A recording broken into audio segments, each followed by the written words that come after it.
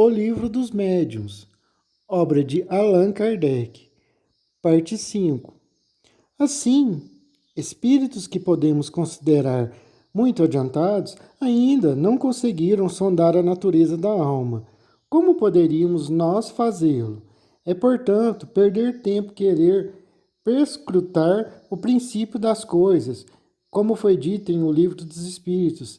Estas coisas e muitas outras ainda estão nos decretos de Deus.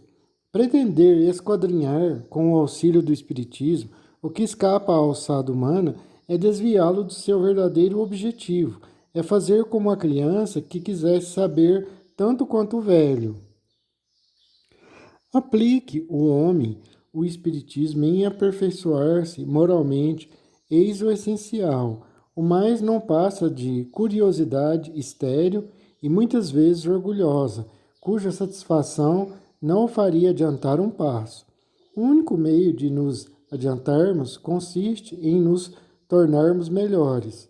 Os espíritos que ditaram o livro que lhes traz o nome demonstraram a sua sabedoria, mantendo-se pelo que concerne ao princípio das coisas, dentro dos limites que Deus não permite sejam ultrapassados e deixando aos espíritos sistemáticos e presunçosos a responsabilidade das teorias prematuras e errôneas, mais sedutoras do que sólidas, e que um dia virão a cair ante a razão, como tantas outras, surgida dos cérebros humanos.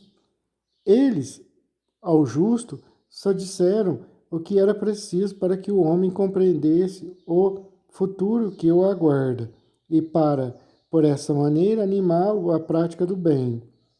Vede aqui adiante, na segunda parte do capítulo 1, da ação dos espíritos sobre a matéria. Segunda parte, das manifestações espíritas. Da ação dos espíritos sobre a matéria. Posta de lado a opinião materialista, porque, condenada pela razão e pelos fatos, tudo se resume em saber se a alma depois da morte pode manifestar-se aos vivos. Reduzida assim a sua expressão mais singela, a questão fica extraordinariamente desembaraçada. Caberia, antes de tudo, perguntar por que não poderiam seres inteligentes, que de certo modo vivem no nosso meio, se bem que invisíveis por natureza, atestar-nos de qualquer forma sua presença. A simples razão diz que nisto nada absolutamente há de impossível, o que já é alguma coisa. Demais, esta crença tem a seu favor o assentimento de todos os povos, porquanto com ela deparamos em toda parte, em todas as épocas e culturas. Ora, nenhuma intuição pode mostrar-se tão generalizada, nem sobreviver ao tempo, se não tiver algum fundo de verdade. Acresce que se acha sancionada pelo testemunho dos livros sagrados e pelo dos pais da Igreja, tendo sido preciso o ceticismo e o materialismo do nosso século para que fosse lançada ao rol das ideias supersticiosas.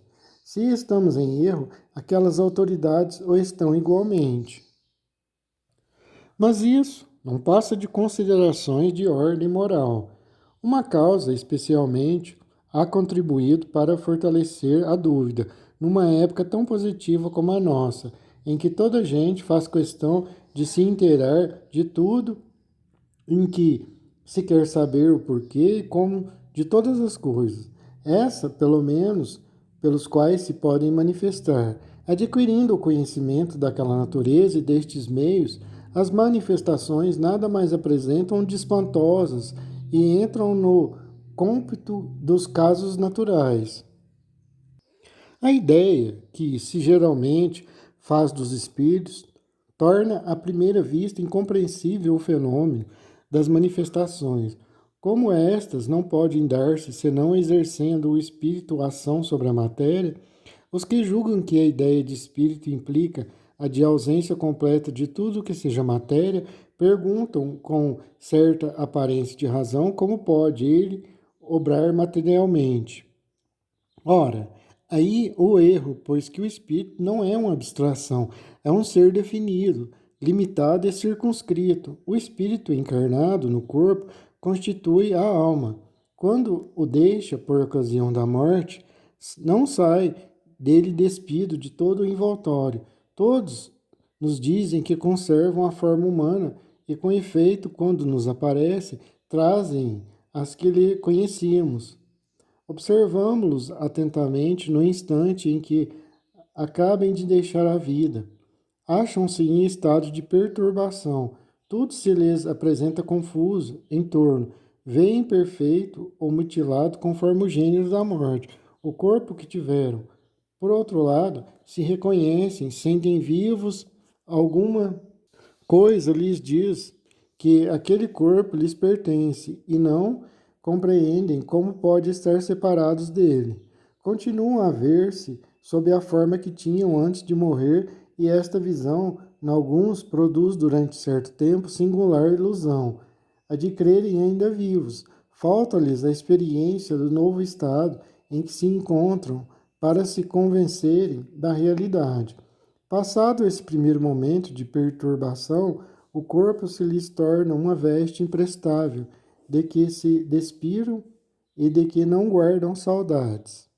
Claro que isso tudo depende, claro que isso tudo depende do avanço, depende da posição de cada ser, da vida que cada um levou.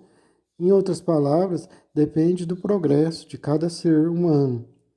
Sente-se mais leves e como que aliviados de um fardo.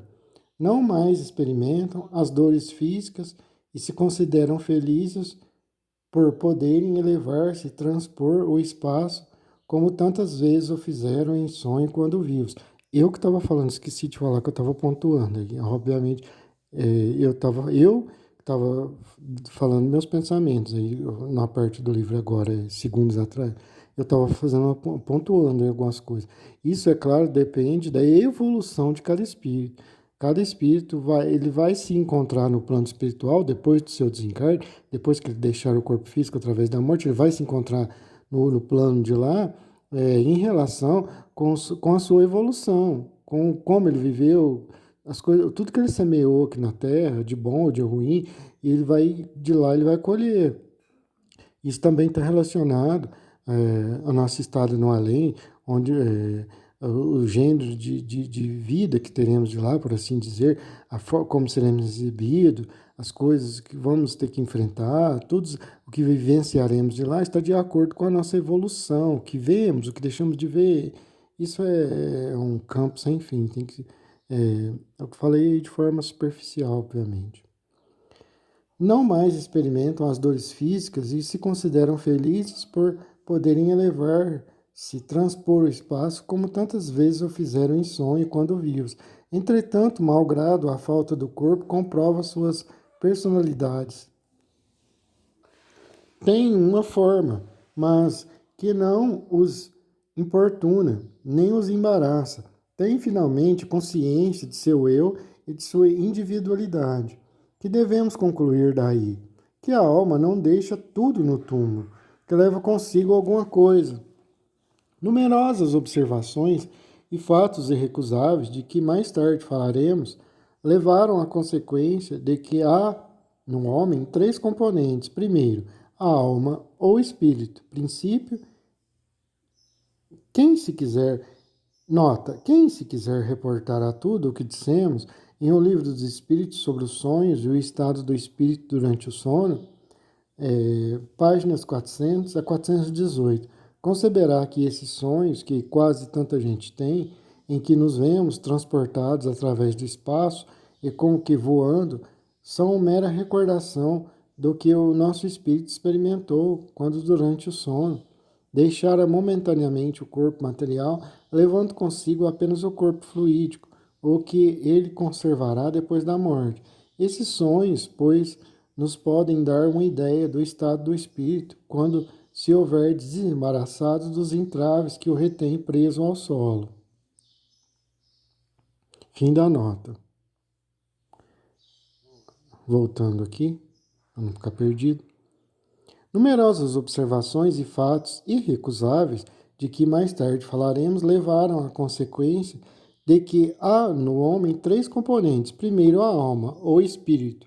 Princípio, inteligente, onde tem sua sede o senso moral. Segundo, o corpo, invólucro, grosseiro, material, de que ele se revestiu temporariamente em cumprimento de certos desígnios providenciais. O perispírito, envoltório fluídico, semimaterial, que serve de ligação entre a alma e o corpo. A morte é a destruição, ou antes, a desagregação do envoltório grosseiro, do invólucro, que a alma abandona. O outro se desliga deste e acompanha a alma, que assim fica sempre com um envoltório. Este último, ainda que fluídico, etéreo, vaporoso, invisível para nós, em seu estado normal, não deixa de ser matéria, embora até o presente não tenhamos podido assenhorar-nos dela e submetê-la à análise. Esse segundo invólucro da alma, ou perispírito, existe, pois durante a vida corpórea é o intermediário de todas as sensações que o espírito percebe e pelo qual transmite sua vontade ao exterior e atua sobre os órgãos do corpo. Para nos servirmos de uma comparação material, diremos que é o fio elétrico condutor que serve para a recepção e a transmissão do pensamento. É, em suma, esse agente misterioso, imperceptível, conhecido pelo nome de fluido nervoso, que desempenha tão grande papel na economia orgânica e que ainda não se leva muito em conta nos fenômenos fisiológicos e patológicos. Tomando em consideração apenas o elemento material ponderável, a medicina, na apreciação dos fatos, se priva de uma causa incessante de ação. Não cabe aqui, porém, o exame desta questão. Somente faremos notar que no conhecimento do perispírito está a chave de inúmeros problemas até hoje insolúveis. Da ação do espírito sobre a matéria. O perispírito não constitui uma dessas hipóteses de que a ciência costuma valer-se para a explicação de um fato. Sua existência não foi apenas revelada pelos espíritos, resulta de observações, como teremos ocasião de demonstrar. Por ora, e por nos anteciparmos no tocante aos fatos que havemos de relatar, limitar-nos-emos a dizer que, quer durante a sua união com o corpo, quer depois de separar-se dele, a alma nunca está desligada do seu perispírito. Há um dito que o espírito é uma chama, uma centelha. Isto se deve entender com relação ao espírito propriamente dito, como princípio intelectual e moral a que se não pode nem poderia atribuir forma determinada. Mas qualquer que seja o grau em que se encontre, o espírito está sempre revestido de um envoltório, ou perispírito, cuja natureza se eteriza à medida que ele se depura e eleva na hierarquia espiritual. De sorte que para nós a ideia de forma é inseparável da de espírito, e não concebemos uma sem a outra. O perispírito faz, portanto, parte integrante do espírito, como o corpo faz do homem. Porém, o perispírito, só por só, não é o espírito, do mesmo modo que só o corpo não constitui o homem, porquanto o perispírito não pensa. Ele é para o espírito o que o corpo é para o homem. O agente ou instrumento de sua ação. Ele tem a forma humana, e quando nos aparece, é geralmente com a que revestiu o espírito na condição de encarnado. Daí se poderia supor que o perispírito, separado de todas as partes do corpo, se modela, de certa maneira, por este e lhe conserva o tipo. Entretanto, não parece que seja assim, com pequenas diferenças quanto às particularidades, e exceção feita das modificações orgânicas exigidas pelo meio em o qual o ser tem que viver, a forma humana se nos depara entre os habitantes de todos os globos. Pelo menos é o que dizem os espíritos. Essa igualdade, igualmente, a forma de todos os espíritos não encarnados, que só têm o perispírito, a com que em todos os tempos se representaram os anjos, ou espíritos puros. Devemos concluir de tudo isto que a forma humana é a forma tipo de todos os seres humanos, seja qual for o grau de evolução em que se achem. Mas a matéria sutil do perispírito não possui a tenacidade, nem a rigidez da matéria compacta do corpo. É, se assim nos podemos exprimir, flexível e expansível, donde resulta que a forma que toma conquanto decalcada na do corpo não é absoluta, amolga-se à vontade do espírito, que lhe pode dar a aparência que entenda, ao passo que o invólucro sólido lhe oferece invencível resistência.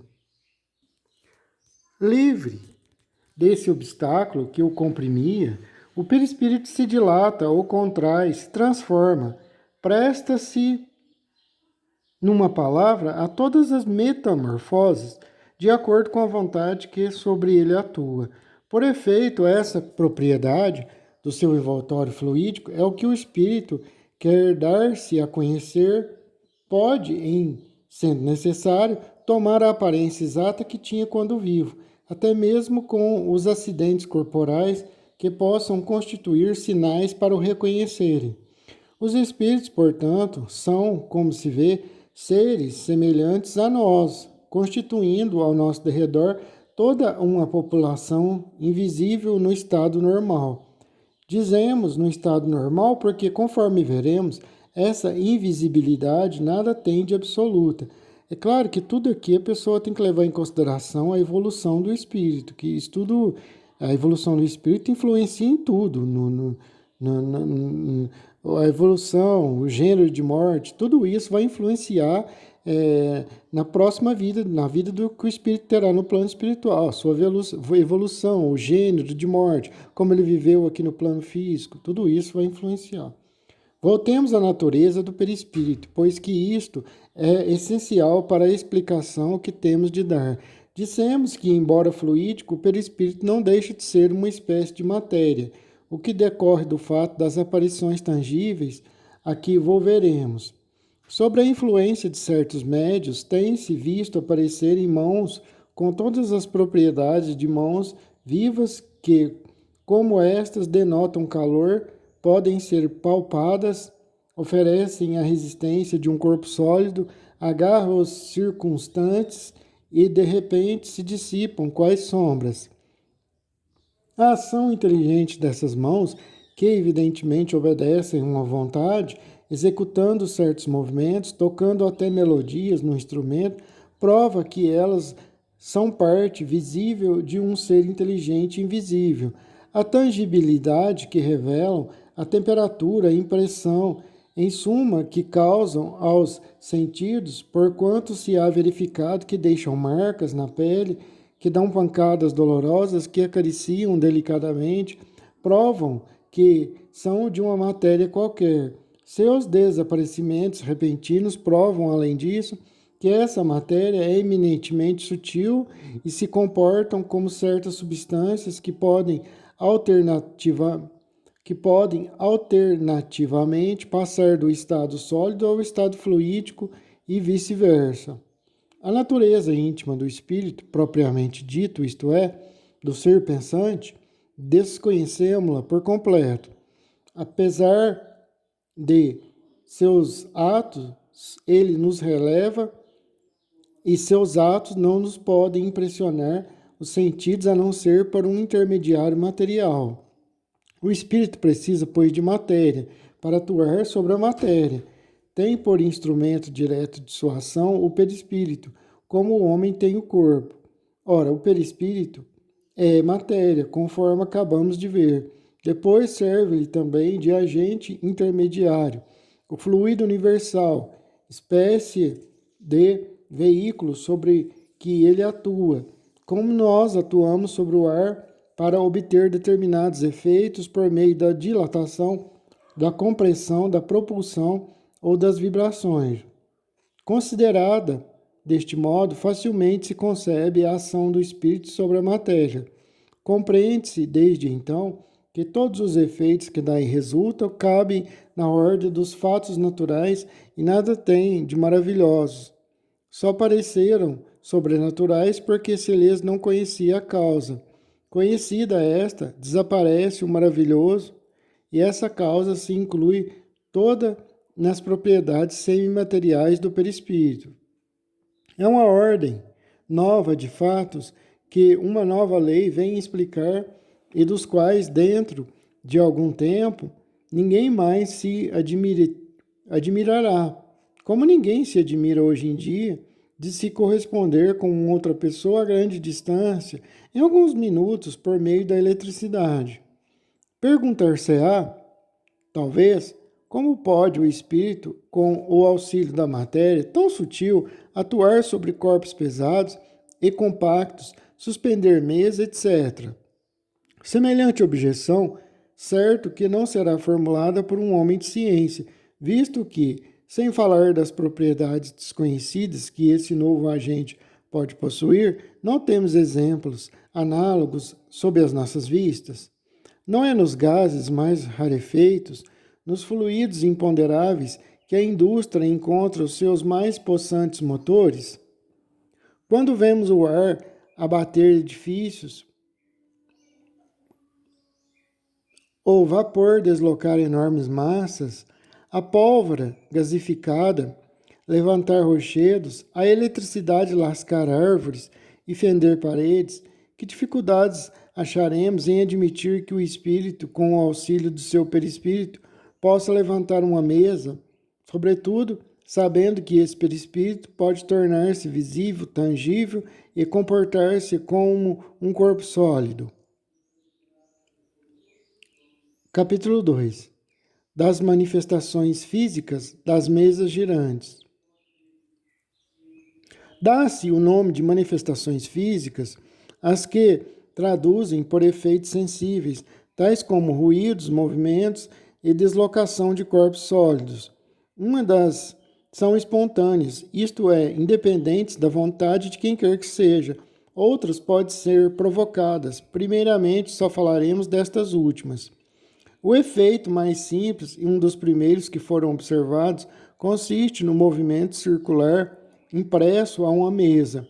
Este efeito igualmente se produz com qualquer outro objeto, mas sendo a mesa um móvel com que, pela sua comodidade, mais se tem procedido a tais experiências, a designação de mesas girantes prevaleceu para indicar essa espécie de fenômenos.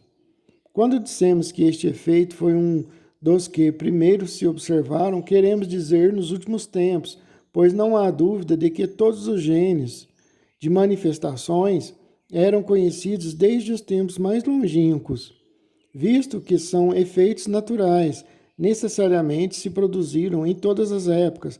Tertuliano trata em termos explícitos das mesas girantes e falantes. Durante algum tempo, esse fenômeno entreteve a curiosidade dos salões. Depois aborreceram-se dele e passaram a cultivar outras distrações, porquanto apenas o consideravam como simples distração. Duas causas contribuíram para que pusessem de par as mesas girantes. Pelo que toca a gente frívola, a causa foi a moda, que não lhe permite conservar por 2 invernos seguidos o mesmo divertimento, mas que, no entanto, consentiu que em 3 ou 4 predominasse o de que tratamos, coisa que a tal gente deve ter parecido prodigiosa. Quanto às pessoas que... Deixa eu explicar aqui alguns pontos. É que, estou dando uma de sabichão aqui, não, que sobre isso eu sei o que ele está falando aqui. Lá na França, nessa época aí, 1850, um pouquinho mais, um pouquinho menos, começou esses fenômenos a acontecer nos salões, onde o pessoal reunia em festas, em encontros, em baladas da época, né, que eram valsas, etc e tal, tinha essas danças e por aí vai, as músicas lá deles lá, principalmente. Aí começaram esses fenômenos. Aí o pessoal lá nesses salões se sentavam à mesa para muitas pessoas. E o que acontecia? Que tinham médios lá, às vezes, muitas vezes, na maioria das vezes, sem nem saberem que eram médios. Aí o fenômeno ocorria, as mesas davam pancada nas mesas, as mesas levitavam, etc e tal. Aí Kardec está falando aqui que E até durou muito, assim, porque são pessoas frívolas, volúveis, que levavam isso na distração, e cada ano eles queriam uma distração nova. Então, nesses fenômenos até que durou muito, eles ficaram 3, 4 anos interessados nesses fenômenos, tal. Esse pessoal frívolo e besta lá da época, bobo da época lá. Quanto às pessoas criteriosas e observadoras, o que as fez desprezar as mesas girantes foi que, tendo visto nascer delas algo de sério, destinado a prevalecer, passaram a ocupar-se com as consequências a que o fenômeno dava lugar, bem mais importantes em seus resultados. Deixaram o alfabeto pela ciência, tal o segredo desse aparente abandono com que tanta bulha fazem os motejadores. Como quer que seja, as mesas girantes representaram sempre o ponto de partida da doutrina espírita e, por essa razão, algumas explicações lhes devemos, tanto mais que, mostrando os fenômenos na sua maior simplicidade, o estudo das causas que os produzem ficará facilitado e, uma vez firmada, a teoria nos fornecerá a chave para a decifração dos efeitos mais complexos. Para que o fenômeno se produza, faz Mister a intervenção de uma ou muitas pessoas dotadas de especial aptidão, que se designam pelo nome de médiums. O número dos cooperadores em nada influi, a não ser que entre eles se encontrem alguns médios ignorados. Quanto aos que não têm mediunidade, a presença desses nenhum resultado produz, podendo ser mais prejudicial do que útil pela disposição de espírito em que se achem. Sob esse aspecto, os médiuns gozam de maior ou menor poder, produzido, por conseguinte, efeitos mais ou menos pronunciados. Muitas vezes, um poderoso médium produzirá sozinho mais do que 20 outros juntos. Basta lhe colocar as mãos na mesa para que, no mesmo instante, ela se mova, erga, revire, dê saltos, flutue ou gire com violência. Nenhum indício há pelo qual se reconheça a existência da faculdade mediúnica. Só a experiência pode revelá-la. Quando, numa reunião, se quer experimentar, devem todos muito simplesmente sentar-se ao redor da mesa e colocar-lhe em cima, espalmada, as mãos, sem pressão nem esforço muscular. A princípio, como se ignorassem as causas do fenômeno, recomendam muitas precauções, que depois se verificou serem absolutamente inúteis. Tal, por exemplo, a alternação dos séculos. Tal também o contato entre os dedos mínimos das diferentes pessoas, de modo a formar uma cadeia ininterrupta. Esta última precaução parecia necessária quando se acreditava na ação de uma espécie de corrente elétrica. Depois, a experiência lhe demonstrou a inutilidade. A única prescrição de rigor obrigatória é o recolhimento, absoluto silêncio e, sobretudo, a paciência, caso o efeito se faça demorar. Pode acontecer que ele se produza em alguns minutos, como pode tardar meia hora ou uma hora. Isso depende da força mediúnica dos coparticipantes. Acrescentemos que a forma da mesa, a substância do que é feita, a presença de metais, da seda nas roupas dos assistentes, os dias ou horas marcadas, a obscuridade ou a luz, etc. Tudo isso em nada importa, são indiferentes, como se faz chuva ou bom tempo. Apenas o volume da mesa deve ser levado em conta, mas tão somente no caso em que a força mediúnica seja insuficiente para vencer a resistência. No caso contrário, uma pessoa só, até uma criança, pode fazer que com uma mesa de 100 quilos se levante, ao passo que, em condições menos favoráveis, 12 pessoas não conseguirão que uma mesinha de centro se mova. Estando as coisas neste pé, quando o efeito começa a produzir-se, geralmente se ouve um pequeno estalido na mesa. Sente-se como que um fremito, que é o prelúdio do movimento. Tem-se a impressão de que ela se esforça por despregar-se do chão. Depois o movimento de rotação se acentua e acelera, ao ponto de adquirir tal rapidez que os assistentes se veem nas maiores dificuldades para acompanhá-lo. Uma vez acentuado o movimento, podem eles afastar-se da mesa que esta continua a mover-se em todos os sentidos e direções sem contato algum. Doutras vezes ela se agita e ergue, ora num pé, ora no outro, e em seguida retoma suavemente a sua posição natural. Doutras entra a oscilar, imitando o duplo balanço de um navio. Outras, afinal, mas para isso necessário se faz considerável força mediúnica, se destaca completamente do solo e se mantém equilibrada no espaço, sem nenhum ponto de apoio, chegando mesmo, não raro, a elevar-se até o teto da casa, de modo a ser possível passar-se-lhe por baixo. Depois desce lentamente, baloiçando-se, como o faria uma folha de papel. Ou senão cai violentamente e se quebra, o que prova de modo patente que os que se presenciam o fenômeno não são vítimas de uma pura ilusão de ótica. Outro fenômeno que se produz com frequência, de acordo com a natureza do médium, é o das pancadas no próprio tecido da madeira, sem que a mesa faça qualquer movimento.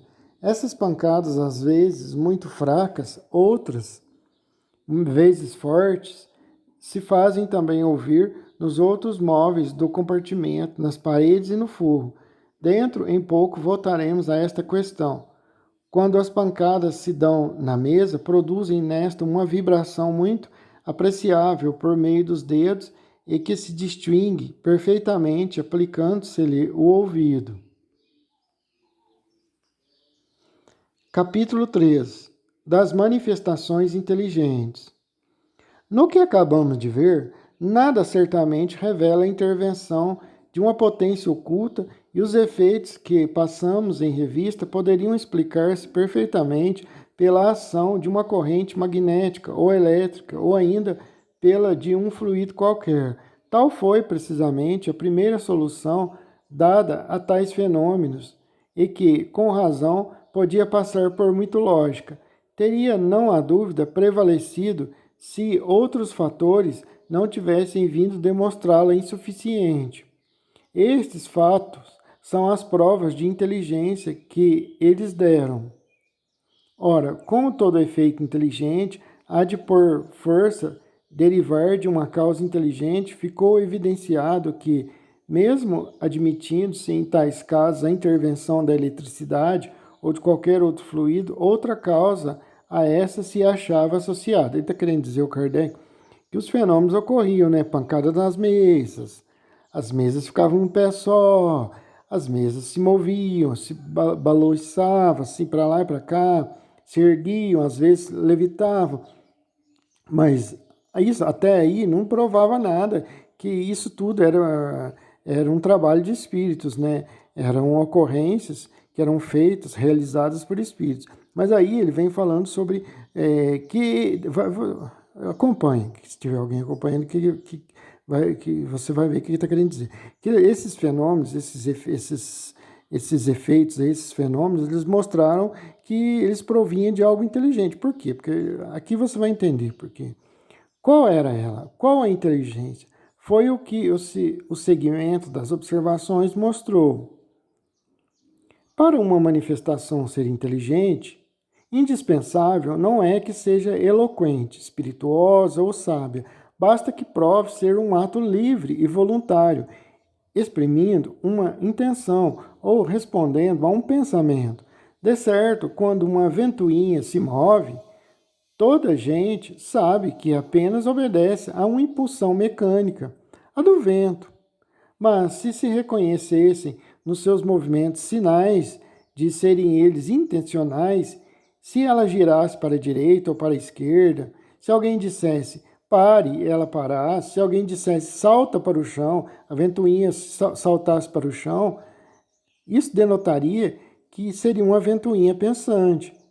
Depressa agora, devagar, conforme se lhe ordenasse, forçoso seria admitir, se ela agisse conforme lhe pede, não que a ventoinha era inteligente, porém que obedecia a uma inteligência, e obviamente que também possuía um discernimento das coisas. Isto que se deu com a mesa. Vimos-la mover-se, levantar-se, dar pancadas sobre a influência de um ou de muitos médiuns. O primeiro efeito inteligente observado foi o obedecerem esses movimentos a uma determinação. Assim é que, sem mudar de lugar, a mesa se erguia alternativamente sobre o pé que se lhe indicava. Depois, caindo, batia um número determinado de pancadas, respondendo a uma pergunta. As pessoas perguntavam assim, por exemplo, por exemplo, se é uma moça, perguntava qual é o nome do meu pai, se o pai dela chamasse José. Ela falava, é Marcos, Felipe, Paulo, Fabiano, Cláudio, João, Joaquim, Manuel, José, Rodrigo, Fernando, ou Otávio. Aí o espírito, se for tal, bate duas vezes. Aí respondi. Por exemplo, se fosse José batesse no chão 4 vezes, aí o espírito, quatro vezes, acertava. É mais ou menos por aí. Quantos anos eu tenho? 45, bata uma vez. 40, bate duas vezes. Duas vezes. Aí, se eu tenho 45, a mesa batia o tanto de vezes correspondente e assim por diante. Mostrava que é alguém, algum espírito que estava lá, que sabia das coisas, das particularidades da vida das pessoas. De outras vezes, sem o contato de pessoa alguma, passeava sozinha pelo aposento, indo para a direita ou esquerda, para diante ou para trás, executando movimentos diversos conforme a ordenação dos assistentes. Está bem visto que podemos, de parte qualquer suposição de fraude, que admitimos a perfeita lealdade das testemunhas, atestada pela